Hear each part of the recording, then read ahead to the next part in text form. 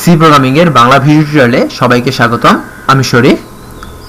যেহেতু এটা আমাদের প্রথম পর্ব, সো এই পর্বে আমি সি প্রোগ্রামিং এর জন্য দরকারি কিছু সফটওয়্যার ইনস্টল নিয়ে আলোচনা করব। সি প্রোগ্রামের জন্য দুই ধরনের সফটওয়্যার লাগে। একটা হচ্ছে যে কোড এডিটর, অর্থাৎ যেখানে আমরা আমাদের কোড লিখবো সেটা এডিট করতে পারি, এটাকে টেক্সট এডিটর বলা হয়। একটা হচ্ছে যে কম্পাইলার। কম্পাইলারের কাজ হচ্ছে দুই রকম। একটা হচ্ছে যে আমরা যে কোডটা লিখেছি সেটা ঠিক আছে না ভুল আছে সেটা চেক করা। আরেকটি কাজ হচ্ছে যে কম্পাইলার এই চেক করার পাশাপাশি সেটাকে রানও করতে পারে, অর্থাৎ আমরা যে লিখেছি সেই কাজগুলো প্রসেস করে একটা আউটপুট শো করে। এখন এই দুই ধরনের সফটওয়্যার অর্থাৎ টেক্সট এডিটর ও কম্পাইলার, এই দুই ধরনের সফটওয়্যারকে একসঙ্গে করে বেশ কিছু সফটওয়্যার ডেভেলপ করা হয়েছে আমাদের সুবিধার জন্য। কারণ এর ফলে আমরা এক সফটওয়্যারের মধ্যেই কোড লিখতে পারি, সেটাকে রান করতে পারি। সো এই ধরনের কিছু সফটওয়্যারকে বলা হচ্ছে যে আইডি, অর্থাৎ ইন্টিগ্রেটেড ডেভেলপমেন্ট এনভায়রনমেন্ট। আইডির মধ্যে টেক্সট এডিটর, কম্পাইলার এই দুটো জিনিসই থাকে। সো এরকম অনেক কিছু আইডির মধ্যে, অনেক আইডির মধ্যে কোডব্লকস হচ্ছে আমার সবথেকে ফেভারিট একটা আইডি। আমরা নেক্সট পর্ব থেকে কোডব্লকসেই সব প্রোগ্রাম রান করব, মানে কোডব্লকসেই সব রকমের কোড লিখব এবং সেগুলোকে কম্পাইলার রান করব। সো এখন চলে আসি যে কীভাবে আমরা কোডব্লকসটা ইনস্টল করব সেই প্রক্রিয়ায়। আমরা এখানে একটা ওয়েবসাইট দেখতে পাচ্ছি, যেটা হচ্ছে www.codebloks.org/downloads।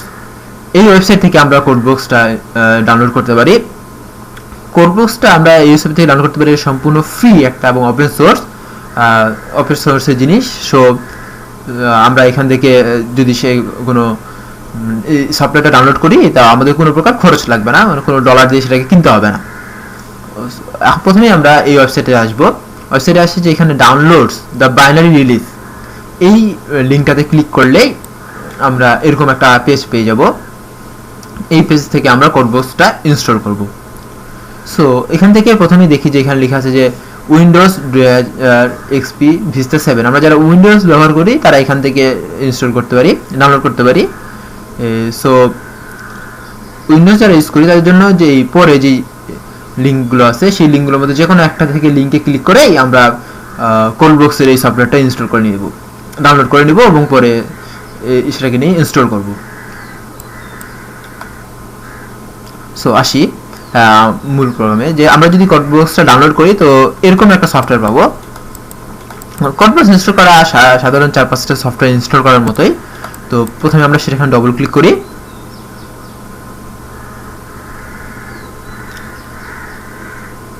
যে কোডব্লকসের চলে আসছে উইন্ডো। এবার next, I agree, next.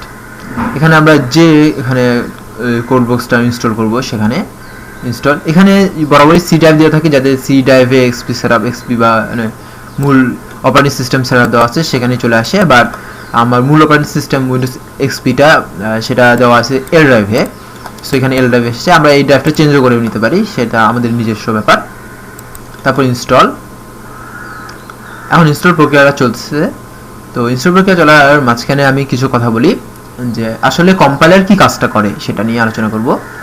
Compiler কাজটা করে যে আমরা যে কোডটা লিখি সেটা হচ্ছে ইংরেজিতে কোডটা লিখি।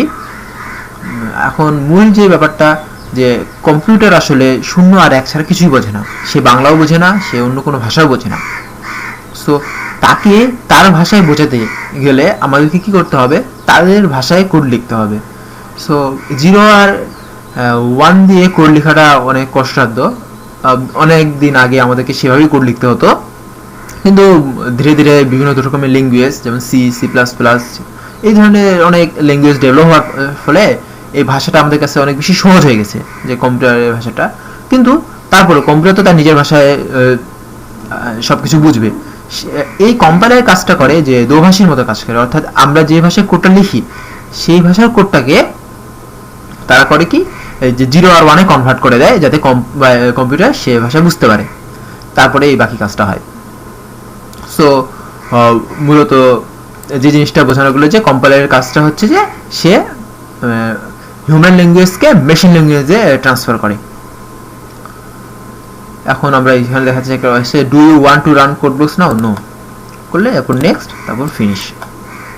এখানে দেখাচ্ছে আমাদের কোড বক্সটা ইনস্টল হয়ে গেছে, এখানে একটা শর্টকাট কিও চলে আসছে। সো এখন আমরা কোড বক্সটা ওপেন করব।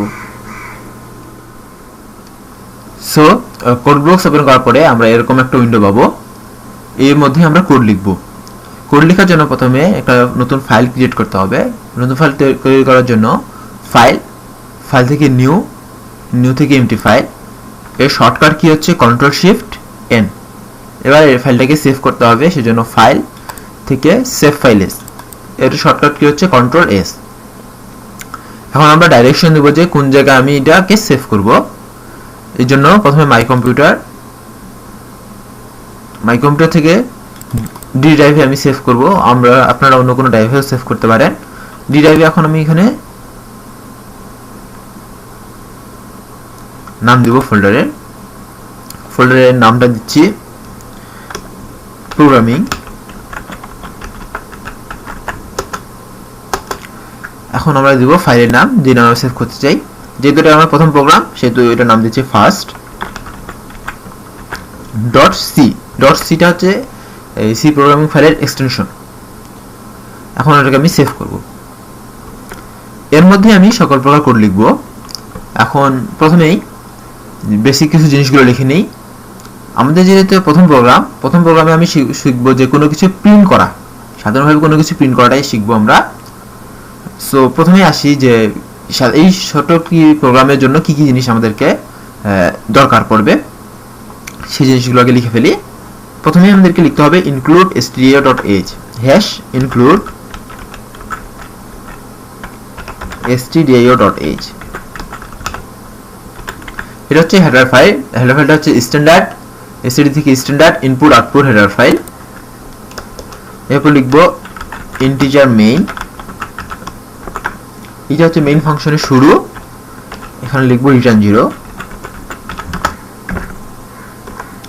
খুব সোজা কয়েকটি কথা, এবং এই জিনিসগুলো লিখতেই হবে যে কোনো প্রোগ্রাম আমরা যদি রান করতে চাই। মূলত এই জিনিসগুলো সবগুলোই থাকতে লাগে। সো এই জিনিসগুলো ধীরে ধীরে আমরা সবকিছুই জানতে পারবো যে কোনটা কেন ইউজ করব। তো একটু বলে রাখি যে include stdio.h এটা হচ্ছে হেডার ফাইল। হেডার ফাইলের ব্যাপারটা হচ্ছে এরকম যে আমরা বিভিন্ন রকমের ফাংশন ইউজ করব, যে ফাংশনগুলো ডেফিনেশন এই হেডার ফাইলের মধ্যে দিয়ে দেওয়া আছে, সোর্স কোডগুলো সম্পূর্ণ দিয়ে দেওয়া আছে, ফলে সেই ফাংশনগুলো আমাদেরকে নতুন করে লিখতে লাগে না, আমরা ডাইরেক্টলি ইউজ করতে পারি। এইটা হচ্ছে হেডার ফাইলের গুরুত্ব। এবং প্রথমেই হেডার ফাইলটা সেজন্য আমরা অ্যাটাচ করে দিয়েছি, ইনক্লুড করে দিয়েছি। এটা হচ্ছে মেইন ফাংশন। প্রতিটা প্রোগ্রাম এক বা একাধিক ফাংশনের সমষ্টি। এখানে একটা ফাংশন মেইন নামে থাকতেই হবে, কারণ এই মেইন ফাংশন দ্বারাই প্রোগ্রাম বুঝতে পারবে যে আমাকে কোথা থেকে এক্সিকিউট করবে, মানে প্রোগ্রাম কোথা থেকে শুরু হবে, কম্পাইলার কোথা থেকেই কাজ করা শুরু করবে। রিটার্ন 0 এর মানে হচ্ছে প্রোগ্রামটা 0 রিটার্ন করবে। আপাতত এই পর্যন্তই। তো আমরা বলেছিলাম যে প্রথম প্রোগ্রামে আমরা কোনো কিছু প্রিন্ট করা শিখবো। সাধারণভাবে কোনো কিছু প্রিন্ট করার জন্য যে ফাংশনটা ইউজ করা হয় সেটা হচ্ছে প্রিন্টএফ ফাংশন। সো প্রথমে আগে লিখে ফেলি প্রিন্টএফ ফাংশন। প্রিন্টএফ লেখার পরে এই যে দুটো ফার্স্ট ব্র্যাকেট, এটাকে প্যারেনথেসিস বলা হয়। ফার্স্ট ব্র্যাকেট তারপর ডবল কোটেশন, এর মাঝখানে আমরা যা কিছু লিখবো সেটা প্রিন্ট করবে। এখন আমি লিখবো দিস ইজ ফার্স্ট প্রোগ্রাম।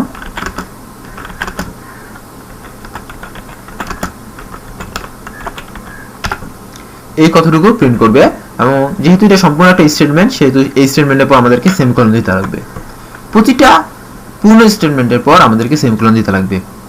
এটা হচ্ছে সি প্রোগ্রামিং এর একটা উপায়, মানে রুলস, নিয়ম, যে প্রতিটা পূর্ণ স্টেটমেন্টের পর আমাদেরকে একটা সেমিকোলন দিতে লাগবে।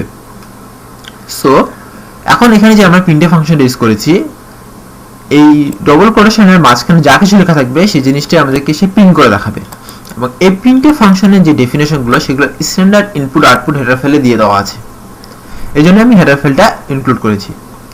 সো এবার আমি প্রোগ্রামটা রান করব। প্রথমে কম্পাইল করি। কম্পাইল করার মানে হচ্ছে যে এখানে কোনো প্রকার এরর আছে কিনা সেটা চেক করা। সে চেক করে দেখলো যে কোনো প্রকার এরর নেই। এরপর আমি সেটাকে রান করব। দেখা যাচ্ছে যে দিস ইজ ফার্স্ট প্রোগ্রাম, সে রান হয়ে গেছে। সো কোড ব্লকসের ক্ষেত্রে একটা সুবিধা হলো যে আমি ডাইরেক্টলি এটা চাপতে পারি, তাহলেই একসঙ্গে হয়ে যাবে, মানে কম্পাইল বিল্ড এন্ড রান হয়ে যাবে।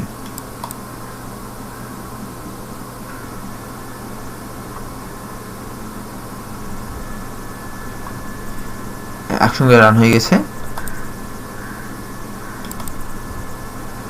সো আজকের মতো এই পর্যন্তই। ধন্যবাদ সবাইকে আমার সাথে থাকার জন্য।